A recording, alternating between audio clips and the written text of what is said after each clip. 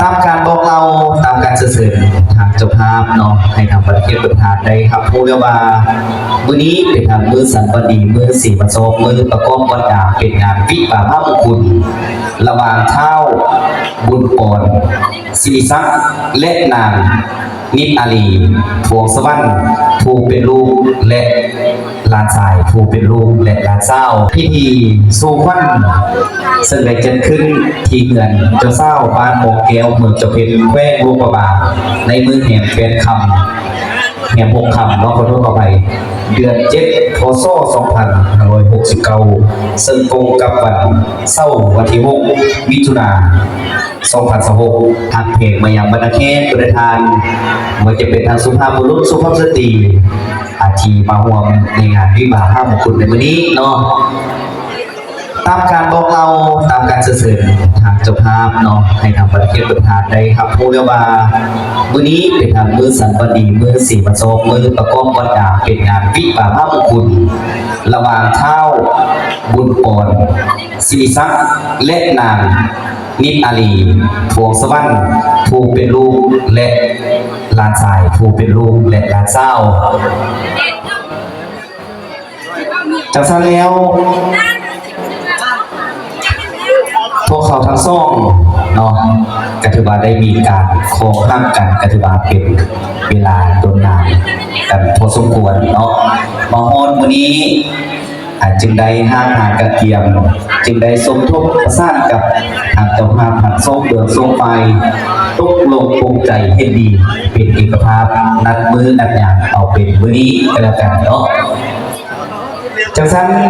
พิธีสู่ขวัญซึ่งได้จัดขึ้นที่เงินเจ้าเศร้าบ้านโมกแก้วเมืองเจ้าเพชรแควงลูกประบาในมือแห่งเป็นคำแห่ง6 คำขอโทษขอไปเดือน7พศ2569ซึ่งตรงกับวันเสาร์วันที่6มิถุนายน2026พิเศษพิธีทางศาสนาเป็นการผูกคอต่อแขนเป็นการกุลวาสีปฏิบัติสำเร็จในเวลา9:30ในตอนเช้าของวันนี้จากนั้นจึงได้ถือโอกาสนี้เสื้อสื่อเอาทางประเทศประธานว่าจะเป็นทางญาติมิตรเพื่อนสหายนอกเข้ามาห่วงเป็นสักขีพยานในงานวิวาห์ในวันนี้มากระเจ้าทั้งสองได้สลักสิทธิ์ในการเป็นโซนกันแล้วเนาะจากนั้นเทิงยังได้กระดีประเทศประธานข้าเจ้าทั้งสองเนาะเมียนได้ก้าวเข้าสู่ประตูวิวาห์กันแล้วและก็ได้จดทะเบียนสมรสกันถูกต้องตามประเพณีกันแล้วถึงยังไงก็ดีเนาะอาจจะเล่าได้ว่าบางครั้งอาจจะมีโคข้างตกปกท้องจบเป็นทางพวงแก้วเมียทิพย์ผัวยิบเมียเซลผัวตามเจียวเมียสุภาพผัวฮักผัวมีเนาะถือใบเท้ายอดโถงถือกระบอกยอดเพชรทำกันเมือดังเสือเนื้อเพื่อกันเมือดังเสือสร้างเนียวสิบาสิห้าบอกให้ดีอันว่าพวงเมียนี้กูมึงอย่าได้บาอย่าได้จมดาป้อยให้ลูกน้อยได้ดินขอให้เจ้าทั้งสองเนาะขอห้ามกันส่วนนิรันดรบรรเทศประธานในงานวันนี้เนาะกับอาร์ตมีโคทีครับตกปกครองกับปัสยาก็ได้เนาะสิ่งนี้เท่งอย่างใดก็ดีก็ต้องขอโทษขออภัยทางประเทศประธานทุกทางบัวจะเป็นทางเข้าเพลงเกจามลาบุโรโคโมห้องเสียงโบไซในโบแจ้งเสียงฟืนอันมาทำบุรตีโบมวนหรือว่าการบริการบุโรโบเทิงการทับต้นโบได้ดีเท่าที่ควรแต่ต้องขอโทษขออภัยทางประเทศประธานทุกทางเนาะ